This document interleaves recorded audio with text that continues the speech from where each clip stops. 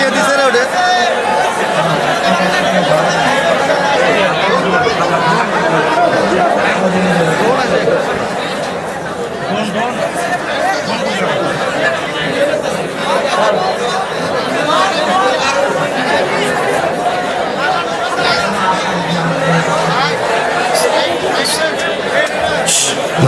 আওয়াজ নয়, আওয়াজ নয়। আপনার খেয়াল করছে যে সোজা এসে এখানে আমার ঘাড়ে এসে পুরো এই যে পাখাটা লাগছে, মনে হচ্ছে আমার ব্লিডিং হবে, কিন্তু আল্লাহর রহমতে আমার ওভাবে কাটে নাই। আপনি ড্রোনটা ধরে রাখেন, যার ড্রোন সে নিতে আসবে ওকে আমি দেখবো যে এটা কে। আস্তাগফিরুল্লাহ, আস্তাগফিরুল্লাহ। কে ধাক্কা দিয়েছে? তুমি কন্ট্রোল করবো না জিনিসটা। ঠিক আছে, আর ডানে যে বসে যাওয়া ড্রোন আরো রবা না, রেখে দাও। চল, আর কোনো কথা না ভাইজান। বগুড়ার সুনাম ধরে রাখতে হবে, বগুড়ার বদনাম হতে দেওয়া যাবে না। যে যেখানে আছেন চুপচাপ থাকেন, আর কোনো আওয়াজ চাই না। অনেক বড় দায়িত্বের বোঝা নিয়ে আজকের এই মাহফিলে এসেছি। কেউ যেন একটা চুল পরিমাণ কোনো সাউন্ড আজকের মাহফিলে না করে। আমি সবাইকে অনুরোধ করে একটা কথা বলতে চাই, আমাকে বাধা দেওয়ার মতো দুঃসাহস কেউ করবেন না, এটা আপনি সাহস করবেন না।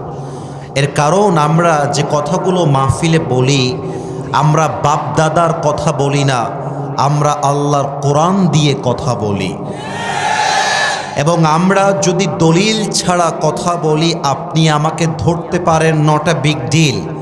বাট আমি যদি হক কথা বলার জন্য আপনার বিরুদ্ধে যায়, আর আপনি যদি আমাকে দলের বিরুদ্ধে যাওয়ার জন্য আক্রমণ করতে আসেন, আপনি যেই হন, যুবকরা কিন্তু আপনার পিঠের চামড়া একটাও বাকি রাখবে না বগুড়ার ভাই। এটা আমি শুরুতে ডিক্লেয়ার দিলাম এই জন্য, কারণ আমি হক কথা খুব বেশি বলার জন্য ট্রাই করছি ইদানিং সময়।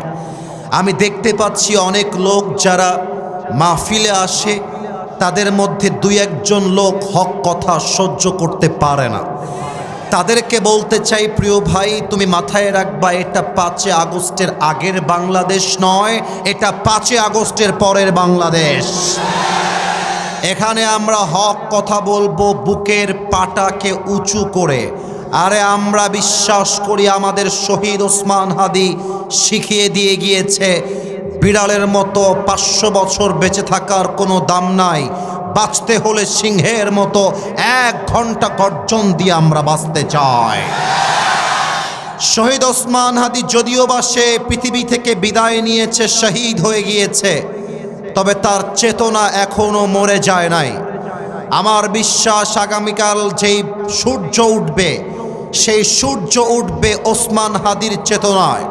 আগামীর পার্লামেন্টে আইন পাশ হবে ওসমান হাদির চেতনায়, আর আগামীর পার্লামেন্ট চলবে আল্লাহর কোরআনের সংবিধান দিয়ে ইনশাআল্লাহ। এই জন্য না, তাকবীর দেওয়ার প্রয়োজন নেই, আমাকে কথা বলতে দেন, আমি কথা বলতে এসেছি। আমি বলেছিলাম আগেই, আমার হক কথা বলার জন্য আমাকে স্পেস তৈরি করে দেওয়া লাগবে। But to be honest with you, মন থেকে বলছি, আমি কোনো দলকে ঘৃণা করি না। আমি প্রত্যেকটা দলের ভালো গুণ যেমন বলি, খারাপ গুণটাও বলে দেই, যাতে করে তিনি শুধরে যায়। তবে আমরা চাই আগামীর বাংলাদেশ হবে বিভেদের বাংলাদেশ নয়, আগামীর বাংলাদেশ হবে ঐক্যতার বাংলাদেশ।